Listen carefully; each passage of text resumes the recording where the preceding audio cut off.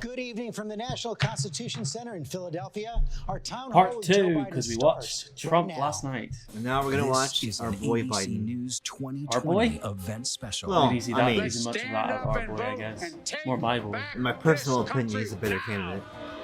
With an A ongoing plastic bag is pandemic, a better a candidate. Supreme Court vacancy, A plastic economic bag? uncertainty, and racial What other injustice choices we have? dominating this Oh, a election. paper bag, sorry. Final This is voting American. is The just choices we 19 have, days shit in away. one hand, Tonight, shit in the other. I'd rather have. voters in a key battleground state You'd rather put have their the polished questions shit Yeah. than directly to Polished former shit. Vice President Stinky Joe shit that Biden. grabs them Can by you I mean, seize the moment hey, and we might secure lock out their and vote? Joe might become Live president, have from a the heart attack, and then we National get Camilla. Constitution Center in Philadelphia. This That's a special lovely thought, edition isn't of it? I'm just saying. 2020, the Vice President and the People. He's Now what, reporting 80 years old Chief almost? Anchor George Stephanopoulos. And welcome to our town hall with Joe Biden. Mr. Vice President, welcome to you. Good to be with you. We're Welcome, here with a Mr. group of Vice President. Pennsylvania voters. You can see they're all appropriately socially distanced tonight. And they're a group of, some are voting for you. Some have said they're voting for President Trump. Some are still undecided. And we're going to try to take questions from as many of them as we can tonight. And we're going to start with Nicholas Fedden. He's from Jenkintown, Pennsylvania. That's close to Straight here into in it. Proper Philadelphia. town Yeah. hall. Well, You're a Democrat. I am a Democrat. Thank you, George. Mr. Vice President, every day my wife and I are in disbelief at the lack of coordinated federal action on COVID-19. We know that your administration would follow the science. My question for you is two parts. First, looking backwards to when this country first became aware of COVID-19. Got a black What would headset following the with a white science shirt. have I've got a meant black shirt with in white. terms of actual policy? And then, Black and white. looking forward, Oh, wow. what is would way your wrong administration right do now. in terms of following the science with real concrete policies that haven't been done by the current administration? well, first of all, going back, the fact is that the president was informed how dangerous this virus was. And all the way back in the beginning of February, I argued that we should be keeping people in China.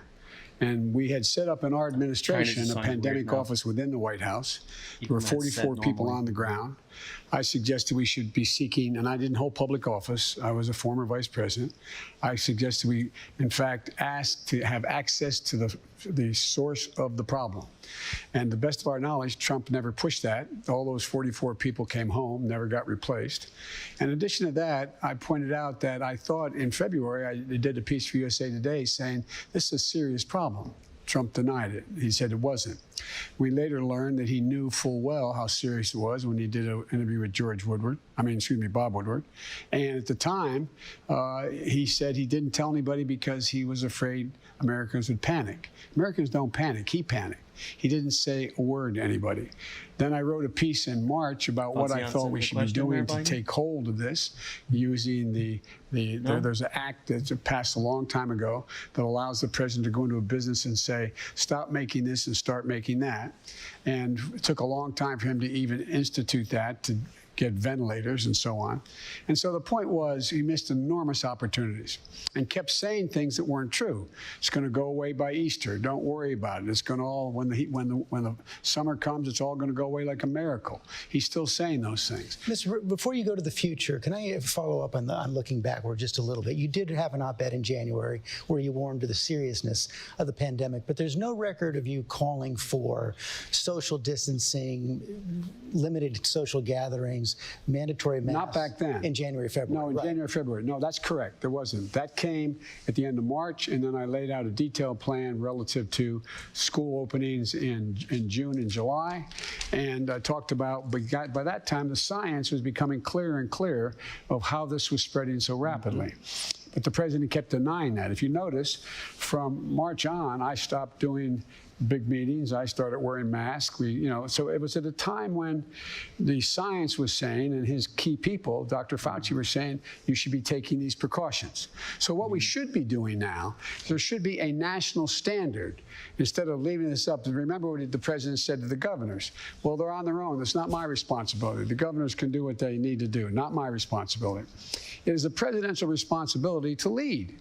And he didn't do that. He didn't talk about what needed to be done because he kept worrying, in my view, about the stock market. He worried if he talked about how bad this could be unless we took these precautionary actions, then in fact the market would go down. And his barometer of success in the economy is the market.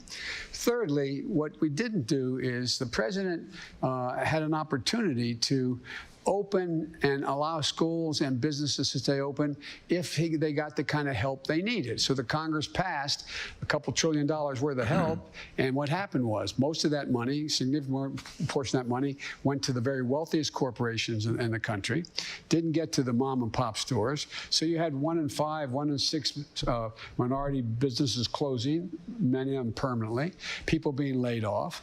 And then what happened was when the first tranche of the first round of money for unemployment, enhanced unemployment, went by, he didn't do anything. He didn't do anything. And to the best of my knowledge, and I mean this sincerely, I can't think, I've been around for a lot of presidents, and you know a lot of presidents in a crisis. I don't ever remember one never calling the House and Senate, Republicans, Democrats together. Let's look forward a little bit. You said that you would lock down the economy only if the scientists said it was necessary. Well, by the way, that wasn't the context here. They said, would I lock down the economy if science said so? I said I'd follow science.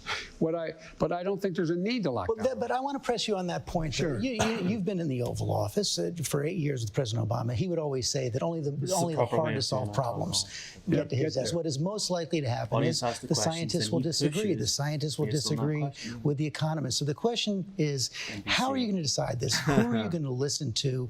And how can you contain the pandemic without crushing the economy? Well, you can contain the pandemic by being rational and not crush the economy. For example, I laid out a plan how you can open businesses. You can open businesses and schools if, in fact, you provide them the guidance that they need as well as the money to be able to do it. What's happening now is we know, for example, if you can open a business and you could have a sign on the door saying safe to come in, that's why people aren't going anyway even when they're open, and say because you have social distancing, you have plastic barriers when you go to the cashier, you have separators between the booths, you don't have large crowds, you reduce the size, the number of people you can have in the restaurant. You make sure there's testing. That's a really critical piece that he didn't do, testing and tracing. And you make sure that people are equipped going to schools. You know, we initially said, the government initially said they're going to provide masks for every student and every teacher. Then they said, no. FEMA said that the president or whomever said, no, that's not a national emergency. Not a national emergency. We need more teachers in our schools to be able to open smaller pods.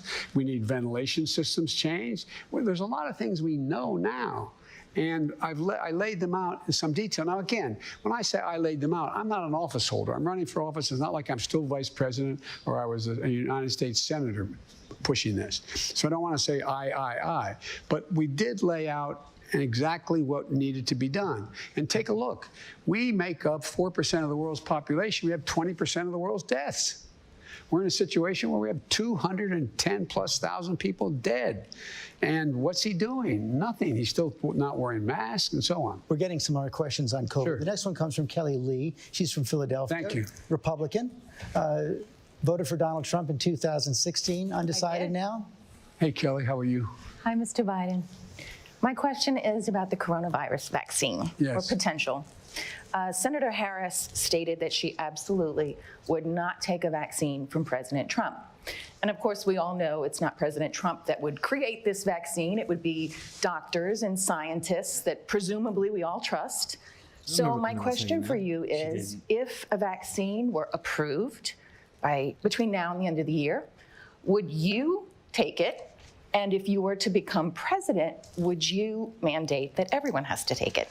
Two things. Number one, President Trump talks about things that just aren't accurate about everything from vaccines, we're going to have one right away, it's going to happen, and so on. The point is that if the body of scientists say that this is what is ready to be done, and it's been tested. It's gone through the 3 phases. Yes, I would take it. I'd encourage people to take it. But President Trump says things like, everything from as crazy Personally, I stuff don't he's think he walking should. away from now, inject bleach in your president arm, and should not that's be going to the work. guinea pig. I'm not being I'm not being facetious, though. I mean, he's Yeah, actually so said would these I. things. But And he now is the leader. You don't Regeneron wanna- is the answer. your That's leader going to to be the cure guinea pig. everything. There'd be There's tests done before 500,000 doses. They We got even a allow couple. him to get- We have unless you're more than Trump, a few you million just push people. himself. Right. And so, and most mean, of there the, would if be you notice, obviously most of the companies who are an echelon developing these of who gets to vaccines take it are working, before the they're making president real even looks at progress. I meet with 4 leading scientists at least twice a week in the beginning, 4 times a week, giving us the detail on what kind of progress is being made. And right now, they do the right thing. When they run into a serious problem, they halt the test. They don't continue until they figure out what the problem was. They're not there yet. proper And the way of most doing it. scientists say it's not likely to have a vaccine that would be available think, until the beginning Kamala Harris of was next asked year, the into question, the spring of next said year. she'd And kick it in the if it was meantime, what I given worry Wilson about time is the to same do, thing with not by Regeneron, Donald which Trump is just announcing a that this is useful antidote, Then not eventually antidote, a the useful tool. But what's happening is there was no plan to figure out how to distribute it. How many, we have 500,000, vials of it. Well, we don't have all the testing equipment. We don't have all the ability to get it to the people who need it. And what we should be doing now, and allegedly it's happening, but I've not seen it yet, nor the docs that I've talked to seen it, there should be a plan when we have the vaccine, how do we distribute it? And once we get it, if it's safe, if it's effective, will you mandate its use? The answer is depending on how clear.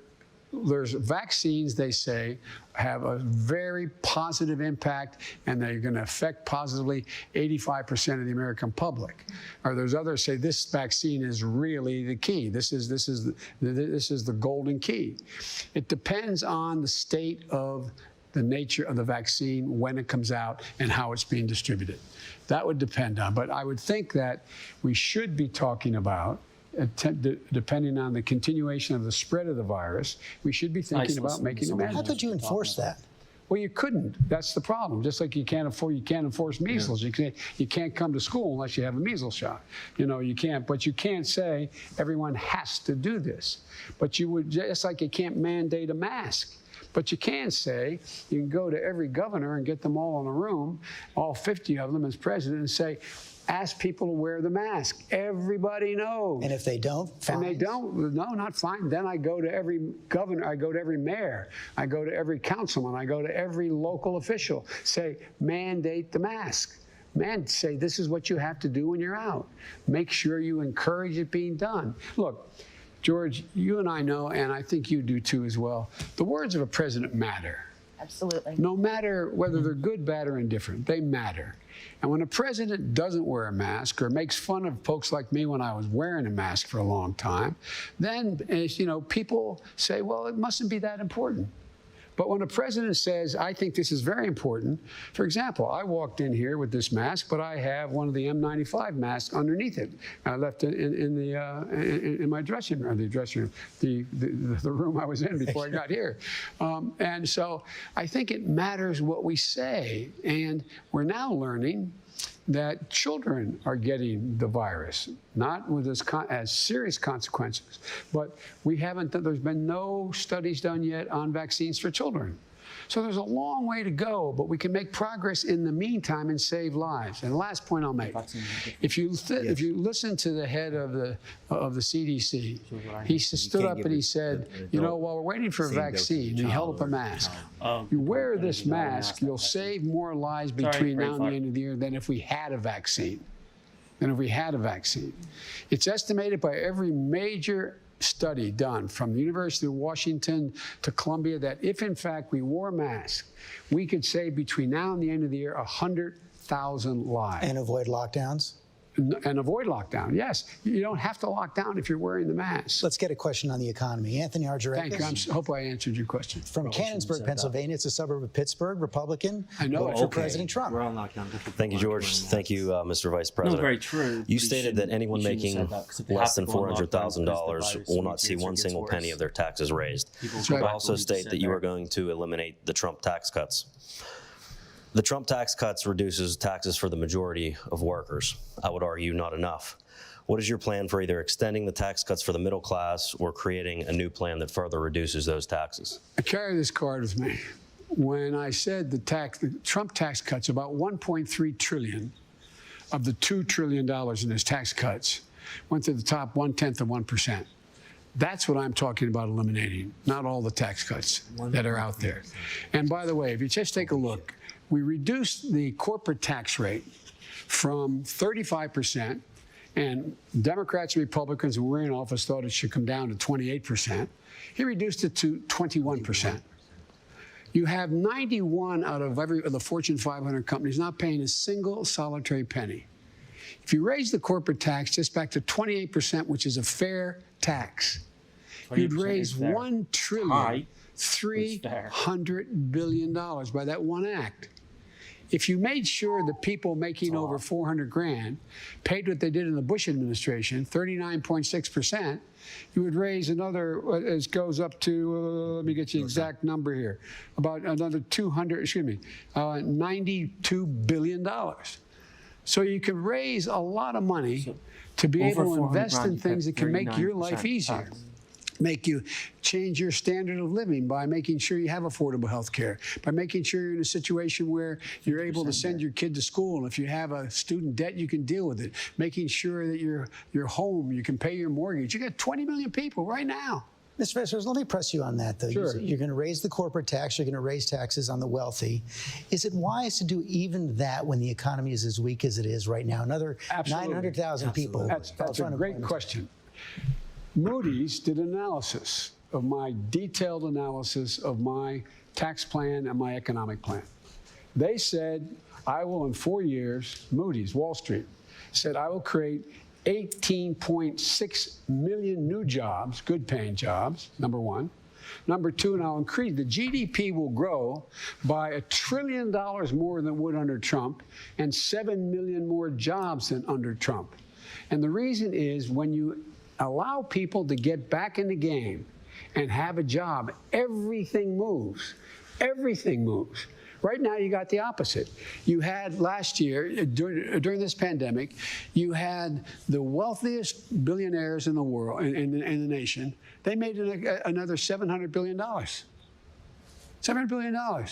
He talks about a V-shaped recovery. It's a K-shaped recovery. If you're on the top, you're going to do very well. And the other thing and if you're in the bottom, or you're in the middle or the bottom, your income is coming down. You're not getting a raise. I don't know what you do. You may get a raise. Hope you're a billionaire. But all kidding aside, but it's about growing the economy. And George, the way out, the reason why I'm so optimistic about economic recovery, more than I've ever been, is we have these 4 crises happening all at once, and one helps the other. For example, we're going to invest a great deal of that money into infrastructure. And into a green infrastructure. We're going to put 500,000 charging stations on new highways we're building and old highways we're building. We're going to own the electric market. You know as well as I do from your days, in the old days, where the president spends about $600 billion a year on government contracts. Everything from making sure they have aircraft carriers to automobile fleets for in the United States. If you and it's not violation of any international trade agreement, made in America. If you actually insist that, whatever that product is, made in America, including the material that goes into the product, it's estimated we're going to create somewhere between another 4 and 6 million jobs just by doing that. But what's happening now? Under his trade policy, a lot of this is going overseas. You get a benefit from going overseas if you have much of it being made overseas. So if you send it overseas, you get a 10% tax increase on the product. If you make it in America and you bring it back, you get a 10% growth. If you bring back a company and you're going to open up an old facility, you get a 10% tax credit for all you invested. That actually works, George. So there's not going to be any delay on the tax increases? No, well, I got to get the votes. I got to get the votes. That's why, the one thing that I have this strange notion, we are a democracy. some of my Republican friends and some of my Democratic friends even occasionally say, well, if you can't get the votes by executive order, you're going to do something. Things you can't do by executive order unless you're a dictator. We're a democracy. We need consensus. Gotta take a quick break. We'll be right back. I hope I answered your question. Okay, then. That We, was the a bit of people a the United stab. States, in order to form a more parting shot perfect with, union, yeah, establish justice, president. ensure domestic tranquility, provide for the common defense, promote the good. general Good welfare, job, and Joe. secure the blessings of liberty to ourselves and our posterity, do ordain and establish this Constitution for the United States of America. This special that? edition of 2020 will return in a moment. The right of citizens of the United States to vote shall not be denied or abridged by the United States or by any state They're putting that on up for a account reason. of race, color, or What reason? previous condition of Maybe it servitude. has to do with the mail-in ballots. From the Constitution Fraudulent Center in voting. Philadelphia, here again, Some claims. George Stephanopoulos. And welcome back to our town hall with Joe Biden. We're going to get a question now from Cedric Humphrey. He's a student from Harrisburg, Pennsylvania, progressive Democrat. Don't jump, Cedric. You look like you're way up there. I'll be okay. Thank you, George. And good evening, former Vice President Biden. Many people believe that the true swing demographic in this election will be black voters under the age of 30. Not because they'll be voting for Trump, but because they won't vote at all. I myself have had this exact same conflict. So my question for you then is, besides you ain't black, what do you have to say to young black voters who see voting for you as further participation in a system that continually fails to protect them? Well, I say, first of You ain't all, black, as my buddy John Lewis said, it's a sacred opportunity to right to vote. You can make a difference.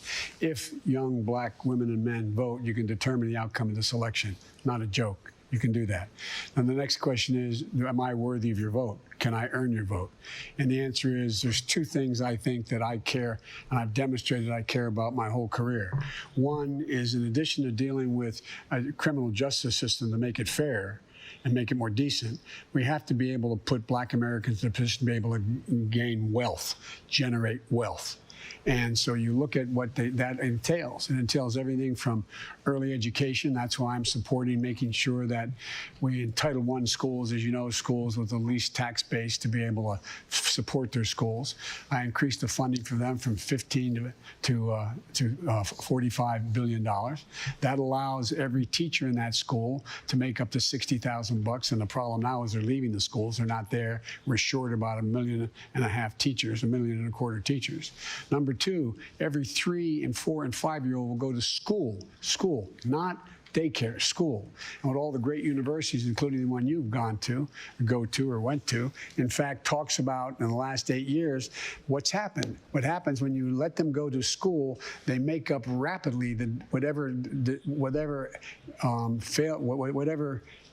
shortcoming they had in terms of their education prior to that. They have not heard as many words spoken, et cetera, et cetera. What happens is that the studies show that 58% will increase by 58% their chance of going all through 12 years of school and going through successfully. We'll also provide for the ability to bring in social workers and school psychologists. We have one school psychologist in America now for every 1,507 kids. It should be 1 to 500, not just in schools that are poor, but in all schools. Because we learned that, for example, drug abuse doesn't cause mental illness. Mental illness causes drug abuse, the failure to get hold of people and deal with their anxieties. In addition to that, I provide for $70 billion for HBCUs, for them to be able to have the wherewithal to do what other universities can do, because they don't have the kind of foundational support they need. And so that would allow them, for example, like we did in our administration, the president allowed me to go down and we awarded a cybersecurity laboratory, ability to compete for a cybersecurity laboratory. The federal government spends billions of dollars a year on universities because they're the best kept secret, or where most of the major inventions come out of. And so that school now will be able to produce young black women and men who are going to go into a field of the future that's burgeoning, cybersecurity. And that's what's going to help a great deal. In addition to that, if you're a young man about to graduate, or you graduated from school and you want to own your first home, or it's awful hard to get the money, depending on the background, what's your your economic background is, to get a down payment. So we're going to guarantee first-term home buyers a $15,000 down payment for first-term home buyers. In addition to that, what all the studies now show, and I've been arguing this for a long time, is young black entrepreneurs are just as successful as white entrepreneurs or anyone else given a shot. But you can't get the money. Where do you go to get the startup money? So what President Obama and I did, we had a program where we took $1.5 billion and we invested it in all the SBAs around the country, in the state SBAs, small business associations, and that generated $30 billion came off the sideline, because if you have a guarantee of $200,000 for your new startup enterprise, young entrepreneur, you're going to be able to attract, if it's government money as a guarantee, you'll be able to attract another $100,000. It generated $30 billion. Well, I'm changing that program, and I'll get this done without much trouble, I believe, in the Congress, from $1.5 billion to $30 billion to $30 billion. That'll take $300 billion off the sideline and grow, because and for example, if you, in fact, and I were the same age and we split our differences and we were the same age, and we went to the same builder to buy us each the same home, but my home was in a white neighborhood on one side of a highway and yours is in a black neighborhood, same exact home. Your home will start off being valued 29% less than my home, yet your insurance for that home will be higher. You'll be taxed more for it. We've got to end this. That's what got me involved in politics in the first place, a thing called redlining. We can change so much, that we can do so much to change the circumstances to give people a real opportunity. Cedric, did you hear what you needed? Oh, I'm sorry. I was just saying, do you hear what you needed to hear? I think so. Okay. Well, there's a lot more. If you're going to hang around afterwards, I'll tell you more. Okay. Let's get No, but I really mean it. It is the key. Look, this is the way every other. How do most, like my dad, he lost his job up in Scranton. And it took him 3 years to be able to move down to Delaware, to Claymont, Delaware, steel town, and send us home to our grandpa to live with him. We finally got back. We lived in apartments, became 6 and 8 housing much later. It wasn't. It was just normal apartments. But it took him 5 years to be able to buy a home. Well, we bought a 3-bedroom home with 4 kids and grandpa living with us. But it accumulated wealth. He went on the tax built up wealth. That's how middle-class folks make it. They build up wealth. Then he was able to borrow a little against that to be able to help us get to school, those kinds of things. It's about accumulating wealth. He's right about the tax thing and being higher in a you're black behind an neighborhood. 8 ball. Yep. The vast majority of people of color are behind an 8 ball. coming up with And it's the schemes to same help way what's young going on communities now with all actually this go to money school. that's been voted. What's happened? You go to the bank if you're a black businessman, and the president fired the only inspector general to oversee all this help coming from the Congress. And what happens? You go in and they say, "Do you have an account here?" No. Do you have a credit card with this? No. Have you borrowed from us before? No. We bail these suckers out. They're not liable for any of the money, but they still won't rent it. They still won't lend it to you. We got to change that. It's about accumulating wealth. Want to get another question in here from Angelica Portales? No, not at all. Garnet Valley, Pennsylvania. Republican who voted for President Trump last time. Thank you, George. Thank you, Vice President Biden. Why are all these nice women? To meet you. What's your view Did no on the women crime bill trust Hillary that you wrote in Clinton? 1994, which Clearly not. showed prejudice against minorities? Where do you stand today on that? Well, first of all, things have changed drastically. That crime bill went and voted. The Black Caucus voted for it. Every black mayor supported it across the board. And it didn't. The crime bill itself did not have mandatory sentences except for 2 things. It had 3 strikes and you're out, which I voted against in the crime bill. But it had a lot of other things in it that turned out to be both bad and good. I wrote the Violence Against Women Act. That was part of it. The assault weapons ban and other things that were good. What I was against was giving states more money for prison systems that they could build, state prison systems. And you have 93 out of every 100 people in jail now is in a state prison, not in a federal prison, because they built more prisons. I also wrote into that bill a thing called drug courts. I don't believe anybody should be going to jail for drug use. They should be going into mandatory rehabilitation. We should be building rehab centers to have these people housed. We should wipe out, we should decriminalize marijuana, wipe out the record so you can actually say in honesty, have you ever been arrested for anything? You can say no, because we're going to pass a law saying there is no background that you have to reveal relative to the use of marijuana. And so there's a lot of things, but in addition to that, we got to change the system. I joined with a group of people in the House to provide for changing the system from punishment to rehabilitation. Along with a guy named Arlen Specter, who you may remember, I wrote the Second Chance Act. But in the meantime, an awful lot of people were jailed for minor drug crimes after the Exactly crime. right. Was it a mistake to support it? Yes, it was. But here's where the mistake came. The mistake came in terms of what the states did locally. Yeah. What we did federally, we said it was, and you remember, George, it was all about the same time for the same crime. What I had done as chairman of the Judiciary Committee, took the 10 circuit courts of appeals, took some really brilliant lawyers working for me in judiciary. We did a study. And we determined what happens if, for the first, second, third offense, for any crime in the criminal justice system, at the federal level, if you're a black man, it's the first time you committed robbery. How long would you go to jail on average? If you're a white man, how long? Black man would go to jail on average 13 years. White man, 2 years. I go down the list of every single crime. So we set up a sentencing commission. We didn't set the time. Every single solitary maximum was reduced in there. But what happened was it became the same time for the same crime. So it said you have to serve between 1 and 3 years. It ended up becoming much lower. Black folks went to jail a lot less than they would have before, but it was a mistake. Let me ask another follow-up on the crime bill. It also funded 100,000 police back in 1994. You've often said that more cops clearly mean less crime. Do you still believe that? Yes, if in fact they're involved in community policing, not jump squads. For example, when we had community policing from the mid-90s on till Bush got elected, what happened?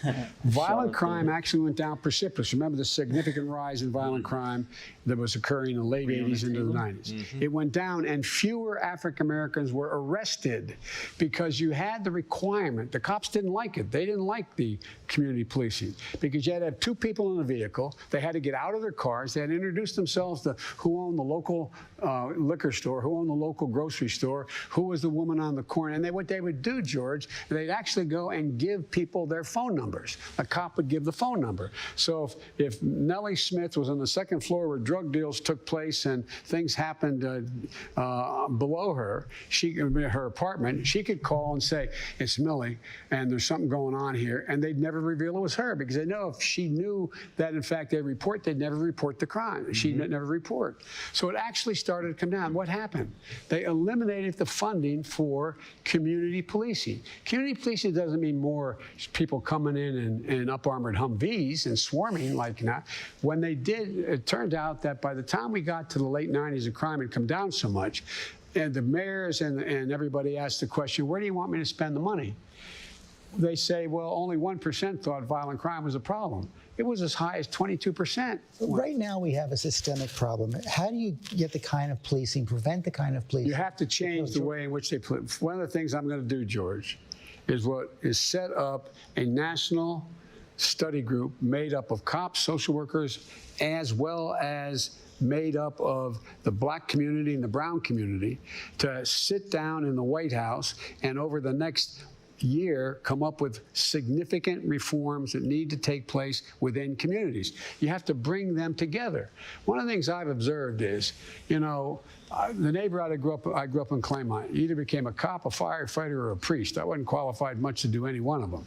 But here's the deal, all kidding aside, most cops don't like bad cops. Correct. They don't like it. Correct. And so what happens is they get intimidated into not reporting.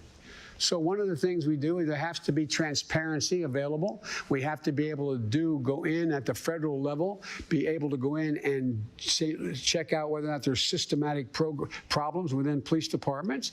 If in fact a cop needs to be tried, it's not the prosecutor in the community, in the district or there. You got to go outside the community to get another prosecutor to come in and handle the crime. There's a lot of things we've learned, and it takes time, but we can do this. You can ban chokeholds, but beyond that, you have to teach people how to de-escalate circumstances. De-escalate. So instead of anybody coming at you, the first thing you do is shoot to kill, you shoot them in the leg. There's ways you have to do more background checks in terms of whether or not the person coming in pass a certain psychological test. And the last thing I'll say, and I'm sorry but it's really, I think, really, really important, is you have to be in a position where you are able to identify the things that have to change. And one of the things that has to change is so many cops get called into circumstances where somebody is mentally off, like what happened not long ago with that guy with the knife. That's why we have to provide within police departments psychologists and social workers to go out with the cops on those calls, some of those 911 calls, to de-escalate the circumstance, to deal with talking them down. But we can't. Cops are kind of like school teachers now. You know, a school teacher has to know everything from how to handle hunger in a household, as well as how to teach you how to read. Well, cops don't have that breadth. And there's a lot of things we can do. We shouldn't be defunding cops. We should be mandating the things that we should be doing within police departments and make sure there's total transparency. Got to take another quick break. We'll be right back. I don't know if that answers your question, but... No, I agree. He shall And we're nominate, back. and by and with the advice and consent of the Senate, shall Yeah, I agree appoint with judges of the Supreme Biden's Court approach. and all other It's just that I officers feel of the like it's very United hard for a States. police officer to be ascertain From that the when he arrives on the scene. Constitution Center in Philadelphia, Being with training. here again, George Right, that's all I'm saying. There Stephanopoulos. should be a mental And health the Supreme professional Court to go is our along with next it. topic. The At all question, Nathan times. Osborne of Philadelphia, Pennsylvania, Democrat. Hi, I'm George, Mr. Vice President. Hey, Nathan. Our country's first Supreme Court gave its first rulings just 2 blocks from here, from 1791 to 1800, and it's become more polarized since then. Merrick Garland didn't get a hearing for all of 2016, and Amy Coney Barrett's being pushed through at the last minute, even though millions have already voted. So what do you think about ideas from people like Pete Buttigieg and others to put in place safeguards that will help ensure more long-term balance and stability? And what do you say to LGBTQ Americans and others who are very worried right now about erosions of their rights and our democracy as a whole? Well, let me start the last point, work my way back. I think there's great reason to be concerned. I was on the road most of the time during these hearings, so I didn't hear many of them. I just got the recaps when I'd get in late at night. I've been going around the country, Florida, and anyway. And but my reading online, what the judge said was she didn't answer very many questions at all. And I don't even think she has laid out much of a judicial philosophy in terms of the basis upon which she thinks are there unenumerated rights in the Constitution and the rest. So, number one. So I think there's great reason to be concerned for the LGBT community, something I fought very hard for a long time to make sure there's equality across the board. Number two, I think that also healthcare overall is very much in jeopardy as a consequence of the president's going to go directly after this election, directly to the Supreme Court within a month to try to get Obamacare wiped out after 10 million people have already lost their insurance from their employer and wants to take 20 million people out of the system as well, plus 100 million people with pre-existing conditions. So there's a lot at stake. I don't think it's appropriate. I think the Constitution implies, there's no provision in the Constitution. My problem is I made a mistake of teaching constitutional law for 21 years and the separation of powers. The Constitution implies that the way the people have a right to determine who's going to be on the court is how they vote for their senators and their presidents. We seek the advice and consent of the Senate and The president's president for all 4 years, isn't he? No, he is. But once an election begins, by implication, it is inconsistent with the constitutional principles, in my view. You get disagreement among scholars on this. But I believe it's inconsistent when millions of people already voted to put someone on the court. I think it should have been held until this election is over. See what the makeup of the Senate is going to be. If the president wins this election, he should be able to. How about that question of expanding the court? Here's what you said exactly 1 year ago tonight at a Democratic debate. You said, I would not get into court packing. I would not pack the court. That's not what you're saying now. Is the nomination of Judge Barrett reason enough to rethink your position? Why, like when the Bernie What thing is happened, the nomination of what I wanted to do, George? If I had answered the question directly, then Bernie all the wasn't running by focus the would be time my on vote got what's to him. Biden going to do if he wins. instead of on, is it appropriate what is going on now? And it should stay, this is the thing that the president loves to do, always take our eye off the ball, what's at stake. One of the things Pete has suggested is, and there's a number of constitutional scholars have suggested as well, that there are at least 4 or 5 options that are available to determine whether or not you can change the way in which the court lifetime appointment takes place, consistent, arguably, with the Constitution. I have not been a fan of court packing because I think it just generates what will happen. Whoever wins, it just keeps moving in a way that is inconsistent with what is going to be manageable. So you're still not a fan? Well, I'm not a fan. I then say it depends on how this turns out. Not how he wins, but how it's handled. How it's handled.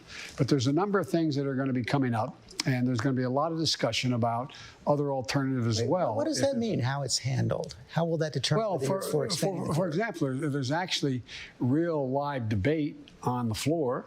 If people are really going to be able to have a time to go through this, I don't know anybody who's gone on the floor and that's been a controversial justice in terms of fundamentally altering the makeup of the court that's gone through in a day kind of thing. I mean, it depends on how much they rush this. And you think about it, George.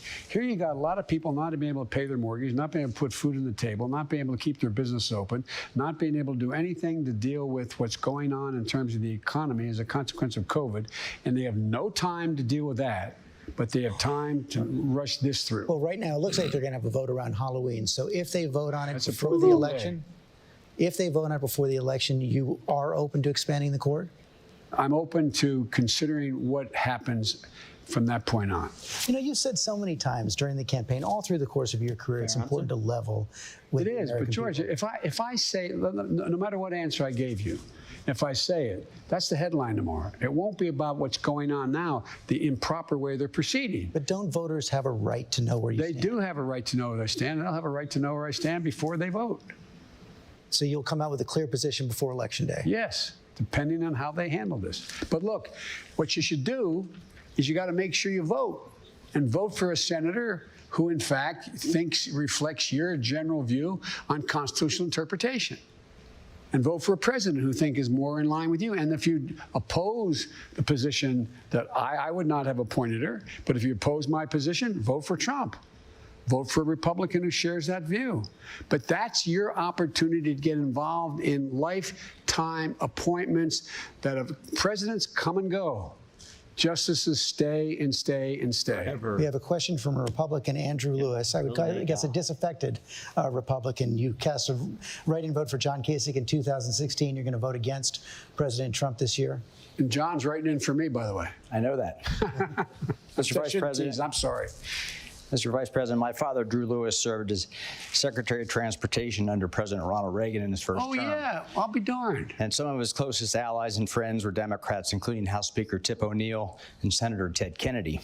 Sadly, today we have highly partisan and dysfunctional governance, and I believe President Trump is primarily responsible for creating this toxic environment. As president, how will you avoid the temptation to exact revenge and instead take the high road and attempt to restore bipartisanship, civility, and honor to our democracy? As written by a fellow who won the Pulitzer Prize for a book he wrote about the presidency, he said, I doubt whether Biden is really Irish. He doesn't hold a grudge. In politics, grudges don't work. They make no sense. I really mean it. I have never, and the second point I'd make is, everybody talks about, yeah, Joe, when you were a senator and a chairman of foreign relations or chairman of judiciary, you got a lot of things done. You're able to cross the aisle, but the days are changed. When you're vice president, you got a lot done, but it can't happen anymore. It can. We got to change the nature of the way we deal with one another. And it starts off by the way your father was and Tip was and others. You don't question another man or woman's motive. You can question their judgment, but not their motive. We badly need an infrastructure bill. Well, what happens? I stand up and I say, we need an infrastructure bill, Senator, but I tell you what, you're in the pocket of the cement industry. But let's see what we can do. You can't get anywhere. Nothing happens. Nothing happens. I learned that lesson a long time ago. I've never, even when it's obvious on its face what the motive is, stick to the subject and listen to the other guy. Listen. what I will be doing as if I'm elected president, the first thing, and not a joke, and you can ask if they tell you your dad's old friends on the Republican side. I'm going to pick up the phone and call them and say, let's get together. We got to figure out how we're going to move forward here, because there's so many things we really do agree on. And with Trump out of the way, the vindictiveness of a president going after Republicans who don't do exactly what he says gets taken away. There's going to be, I promise you, between 4 and 8 Republican senators are going to be willing to move on things where there's bipartisan consensus. Last example I'll give you. You know, after after Trump had been elected, named the next president, wasn't sworn in yet, I've been working on a thing called a bill relating to cancer cures, okay? And it was called the Cancer Moonshot. And I worked with a number of Democrats and Republicans, and we had a bill that was about $9 billion that made significant increases in research and development on cancer alternatives, NIH, and particularly specific cancer initiatives. And we only had, at the time, I think it was 111 or 114, whatever it was, votes in the House. I don't hold me the exact number. And we had fewer than 40 in the Senate. But after he was elected, I got those people together as vice president, and we sat down and we worked it out. And we ended up getting it passed 396 votes in the House and 94 votes in the Senate. And at the end of the day, because it had to do with the Biden Cancer Moonshot I've been working on, Mitch McConnell stood up, and I was presiding officer, and moved to name the bill after my deceased son, Bo, who had just died. So there are ways to bring this together. But how about the question of political accountability? Is there some tension between that and bringing people together? You know, Robert Mueller laid out a lot of evidence of possible obstruction of justice by President Trump. What would a Biden Justice Department do with that evidence? What the Biden Justice Department will do is let the Department of Justice be the Department of Justice.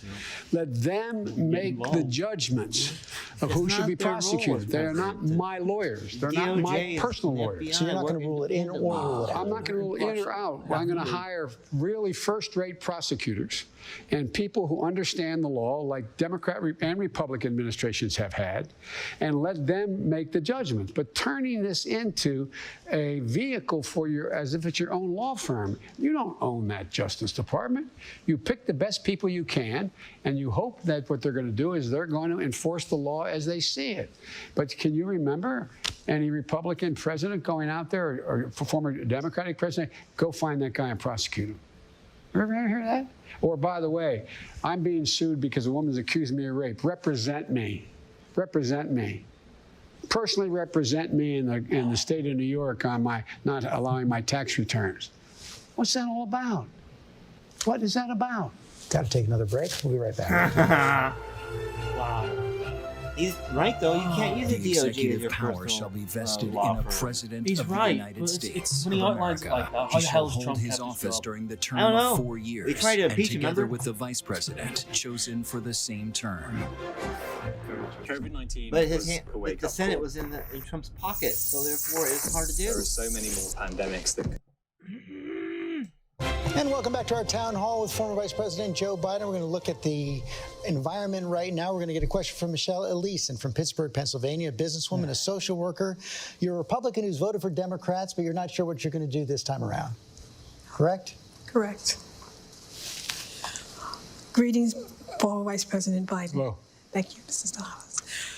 In a 2012 report of the University of Pittsburgh's Institute of Politics, fracking was discussed and its possible implications for the waterways from the Commonwealth to the Gulf. Fracking has made the population sick and killed wildlife in southwest Pennsylvania.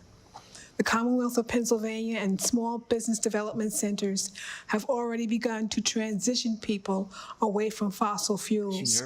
What industries that are not harmful to human health and the environment are you planning for Southwest Pennsylvania and the nation? Well, first of all, I make it clear I do not propose banning fracking. I think you have to make sure that fracking is, in fact, not emitting methane or polluting the well or dealing with what can be small earthquakes and how they're drilling. So it has to be managed very, very well, number one. Number two, what we have to do is the future rests in renewable energy. The single fastest growing energy source in the world right now, because I'm going to say something that's going to sound self-serving, but I managed the Recovery Act, and I was able to invest billions of dollars into bringing down the cost per BTU of wind and solar. So now it's cheaper than coal, it's cheaper than oil right now. And it has great, great promise. And it's also the fastest growing employer in the energy industry. And so there are a number of things that I would do immediately. Number one, there are well over 100,000 wells that are left uncapped in the region. We could hire 128,000 of these people who are working in the industry to cap these wells and get a good salary doing it now. Number one. Number two, we should be moving toward finding the new technologies that are going to be able to deal with carbon capture. So ultimately, as a transition, we moved from to a net zero emission of carbon, that we're still going to be able to use, if we find the right technology, some gas to be able to, if we can carbon capture. And I think we're going to be able to move in a direction where by the year 2035, we'll be able to have net zero emissions of carbon from the creation of energy creation. That so we can move it by dealing with those. And every time we talk about global warming or the environment, the president thinks it's it's a joke, and I think it's jobs.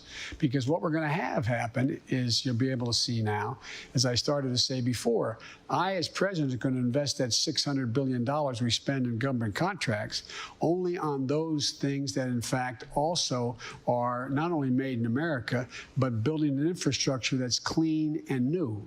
And what we have to do is focus on the transmission of energy across the country from areas relating to solar and wind. The reason is that that has not been mastered yet. I met a lot of people in Silicon Valley. The battery technology is increasing significantly, so you're going to be able to have, for example, solar on your home and a battery the size this by this, as I'm showing you here, in your basement. So when the sun doesn't shine for 5 days, you still have enough energy. So we're making significant progress. The other thing we're going to do is provide an awful lot of work. It's estimated to put close to 1 million people to work by weatherizing 4 million buildings and 2 million homes, because we'll save tons and tons of energy, or like billions of barrels of energy over time, and at the same time provide significant employment and good union wages, prevailing wages. Let me stick on fracking for a second. You said you don't want to ban fracking. As you know, it's an important issue here in Pennsylvania. Not everyone buys your denial. A member of the Boilermakers Local 154, Sean Stepney, was quoted in the New York Times today saying, "You can't have it both ways." He says you can't meet your goal to end fossil fuels without ending fracking. What do you say to people like Sean who doubt your denial because they think you want to keep that promise? Tell the Boilermakers overwhelmingly endorsed me, okay? So the Boilermakers Union has endorsed me because I sat down and went into great detail with the leadership exactly what I would do. Number one. Number two, what I would do is I would stop giving tax breaks and subsidizing oil.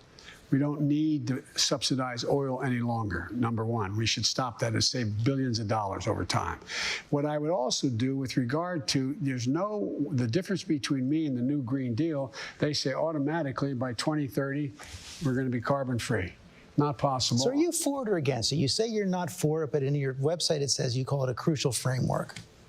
The Green Deal. My deal is a crucial framework, but not the new Green Deal. The new Green Deal calls for elimination of all non-renewable energy by 2030. You can't get there. You're going to need to be able to transition, George, to be able to transition to get to the place where we invest in new technologies that allow us to do things that get us to a place where we get to net zero emission, including in agriculture. I've laid out a detailed plan. We should be taking the plan where we allow significant more land to be put in conservation, planting deep-rooted plants which absorb carbon from the air, and in fact pay farmers to do it. We can do things like pelletize all the chicken manure and all the horse manure and cow manure, and they can be and take out the methane and use it as fertilizer and make a lot of money doing it. For example, right now down in people, when I say that, they wonder what I'm talking about. The biggest carbon sink in the world is the Amazon.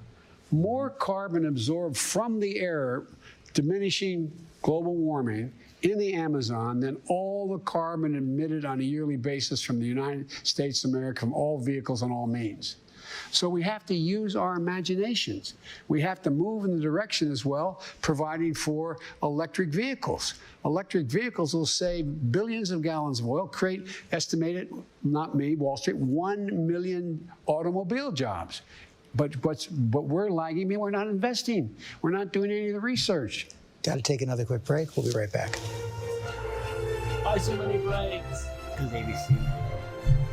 Okay. I saw nothing. ABC News, straightforward. Welcome back to our town hall with former Vice Welcome President back Joe to the Biden. town The hall. next question comes from Mark Hoffman, Center Valley, Pennsylvania, conservative, who voted for Trump in 2016. Welcome to Pennsylvania, Mr. Vice President. Good to be back home. I'm from Pennsylvania. Yes, I know. Scranton, right? Yep. So peace is breaking out all over the world. Our troops are coming home. Serbia is talking to Kosovo. What piece? And the Arabs and Israelis are talking peace, which I believe is a modern-day miracle, what's going on. Does President Trump's foreign policy deserve some credit? A little, but not a whole lot. We find ourselves in a position where we're more isolated in the world than we've ever been. Our allies are our goat alone. America first has made America alone. You have Iran closer to having enough nuclear material to build a bomb. North Korea has more bombs and missiles available to it. We find ourselves where our NATO allies are publicly saying they can't count on us. We're in a situation as well where in the Far East we find ourselves in the Western Pacific, where we're isolated as well. You have Japan and South Korea at odds with one another. China is making moves. So I would say we find ourselves less secure than we've been. I do compliment the president on the deal with Israel recently, if you take a look, we're not very well trusted around the world. When 17 major nations in the world were asked who they trust more, who's a better leader, and the president came in behind both the national survey, international survey, both behind Putin as well as Xi. And look what Putin's doing. You have Americans, bounties on American military's heads in Afghanistan. There have more people there now, by the way, than when we left in Afghanistan. And we find ourselves in a situation where he's talked to Putin 6 times, hadn't said a word to him. And NATO is on the risk of beginning to crack because they doubt our concern whether we're there. You see what's happening in everything from Belarus to Poland to Hungary, and the rise of totalitarian regimes in the world, and as well as this president embraces all the thugs in the world. I mean, he's best friends with the leader of North Korea, sending love letters. He doesn't take on Putin in any way, and he is just he's learned the art of the steal from the art of the deal by Xi in China. So I would respectfully suggest no, there is no plan, no coherent plan for foreign policy. We've always ruled. We've been most effective as a world leader, in my humble opinion, not just by the exercise of our power, the most powerful nation in the world, but the power of our example. That's what's led the rest of the world to follow us on almost everything. He's pulled out of almost every international organization. He gets laughed at when he goes to literally, not figuratively, when he goes to the United Nations. I mean, it's just not, it's not about the president per se, it's about the nation and the lack of respect that's shown to us. I want to get one more question in this segment, and it comes from Mika Hack. She's from State College, Pennsylvania. This is your first presidential election that you're voting. Yes. Hi, Mika. How are you? I'm good, thank you. I'm the proud mom of 2 girls, 8 and 10. My youngest daughter is transgender. The Trump administration has attacked the rights of transgender people, banning them from military service, weakening non-discrimination protections, and even removing the word transgender from some government websites. How will you, as president, reverse this dangerous and discriminatory agenda and ensure that the lives and rights of LGBTQ people are protected under US law? I will flat out just change the law. Eliminate those executive orders, number one. You may recall, I'm the guy who said, I was raised by a man who, I remember I was being dropped off. My dad was a high school educated, well-read man who was a really decent guy, and I was being dropped off to get an application in the center of our city, Wilmington, Delaware, the corporate capital of the world at the time. And these two men, I'm getting out to get an application to be a lifeguard in the African-American community because there was a big swimming pool complex. And these two men, well-dressed, leaned up and hugged one another and kissed one another. I'm getting out of the car at the light, and I turned to my dad. My dad looked at me and said, Joey, it's simple. They love each other. The idea that an 8-year-old child or a 10-year-old child decides, I decided I want to be transgender. That's what I think I'd like to be. It'll make my life a lot easier. There should be zero discrimination. And what's happening is too many transgender women of color are being murdered. They're being murdered.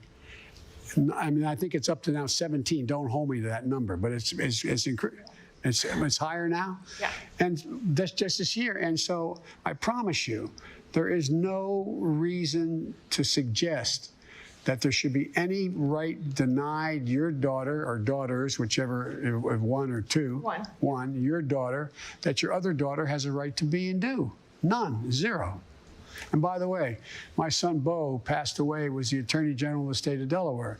He was the guy who got the first transgender law passed in the state of Delaware, and because of a young man who became a woman who worked for him in the Attorney General's office. We've got one more segment coming up. Thank you. I'm we'll proud be right back. And the People, a special edition of 2020. Here again, George Stephanopoulos. And welcome back to our town hall with former Vice President Joe Biden. The next question comes from Keenan Wilson, Narberth, Pennsylvania, Democrat. Good evening. You say that you committed to entering this race after the events of Charlottesville in 2017. I assume that that feeling that prompted you to run will not go away once the results are determined. So, hypothetically, if you lose, how will you use your platform to urge President Donald Trump and those rallying behind him towards the ideals of a more perfect union? Well, to be very honest with you, I think that's very hard. He is not, things have not lent themselves to him learning from what's happened, what's gone before. Instead of being chastened by being one of the few presidents, the only president to be impeached and then have a member of his own party vote to expel him, it emboldened him. So, but what I will do, hopefully I'll go back to being a professor at the University of Pennsylvania and making the case that I've been made and at the Biden Institute at the University of Delaware, focusing on the same issues relating to what constitutes decency and honor in this country. It's just a thing that got me involved in public life to begin with. As a kid, I moved from Scranton, where there were no African Americans, and moved down to Claymont, Delaware. And in Delaware, we have the 8th largest black population as a percent of population. It was an epiphany for me, seeing what was going on. And I got deeply involved. I'm no great shakes. I don't mean I wasn't John Lewis. I don't mean to imply that. But it's the thing that's motivated. My dad used to have an expression, for real. He said, everyone's entitled to be treated with dignity. Everybody. And it was real. Everybody is. And so whether I'm a defeated candidate for president back teaching or I'm elected president, it is a major element of everything that I'm about because it reflects who we are as a nation. And it's what makes us, this is every single solitary generation. The dial has moved closer and closer and more to inclusion. And we are a country that is a country of slaves who came here 400 years ago, indigenous people, and everyone else is an immigrant. And we're a diverse country. And unless we are able to treat people equally, we're just never going to meet our potential. But I think the American people want to see that happen. I think they're ready to see it happen. And I tell you one thing, if I'm elected president, you will not hear me race baiting, you'll not hear me dividing, you'll hear me trying to unify. And unify bring people together. When I said I was running because I wanted to unify the country, people said, well, they were the old days. We better be able to do it again. We better be able to do it again. Mr. Vice President, if you lose, what will that say to you about where America is today? Well, it could say that I'm a lousy candidate and I didn't do a good job. But I think, I hope that it doesn't say that we are as racially, ethnically, and religiously at odds with one another as it appears the president wants us to be. Usually, you know, the president's, in my view, with all due respect, has been divide and conquer. The way he does better if he splits us. There's division. And I think people need hope. I think, look, George, I've never been more optimistic about the prospects for this country than I am today. And I really mean that. I think the people are ready. They understand what's at stake. And it's not about Democrat or Republican. If I get elected, you know, I'm running as a proud Democrat, but I'm going to be an American president. I'm going to take care of those who voted against me as well as those who voted for me, for real. That's what presidents do. We got to heal this nation because we have the greatest opportunity of any country in the world to own the 21st century, and we can't do it divided. One more break. We'll be right back. There's too many breaks in this thing. And we are wrapping up our town hall with former Vice President Joe Biden. Mr. Vice President, as you know, President Trump had a town hall meeting tonight as well. During that town hall meeting, he was asked several times whether he took a COVID test the day of your last debate. You're supposed to have another debate a week from tonight. Just two quick questions. Do you expect that debate to happen? Will you demand that President Trump take a test that day and that it be negative before you debate? Yeah, by the way, before I came up here, I took another test. I've been taking it every day, the deep test, you know, the one that go in both. And because I wanted to be able, if I had not passed that test, I didn't want to come here and not, you know, expose anybody. And I just think it's just decency to be able to determine whether or not you are, you're clear. And it's not, I'm less concerned about me, but then the people, the guys at the cameras, the people working in the, you know, the Secret Service guys you drive up with, all those people. And so, yes, I believe he will do that. Look, I'm going to abide by what the commission rules call for. I was prepared to debate him remotely, which was supposed to happen, and he said he wouldn't do that, you know, a virtual debate. Our town hall, he didn't want to do that. I didn't set those rules. The commission set the rules. So whatever rules they set, and I'm confident that the Cleveland Clinic is the one overseeing it. I think they're going to not let happen what happened last time. They're going to demand that it's safe. But you expect to be there? Oh, I expect to be there. Mr. Vice President, thank you for your time tonight. Thank all the questioners here. It was really terrific questions. I think you did a service to our democracy tonight. Thank you very much. I want to go back to my colleague David Muir in New York. All right, George, thank you. So there you have it, the ABC News Town Hall with former Vice President Joe Biden. Just 19 days until Hello, Pat. Did you enjoy the town hall too? Yeah. So we obviously watched the Donald Trump town hall last night. We reacted live. The first thing that I would say is that this was a proper town hall. Like, the questions were done by the people, and the moderator pushed his own questions based on that question.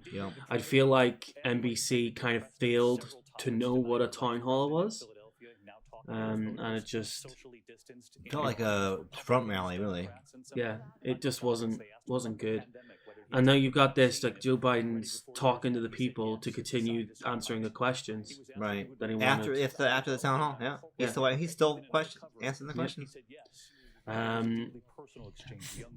For me, I mean, I'm very ageist when it comes to things like this, and I was just, no, if it's over 70s, I would always be very disheartened. But Joe Biden has really impressed me in this town hall. I like the way he answered things, and he answered things in a logical way.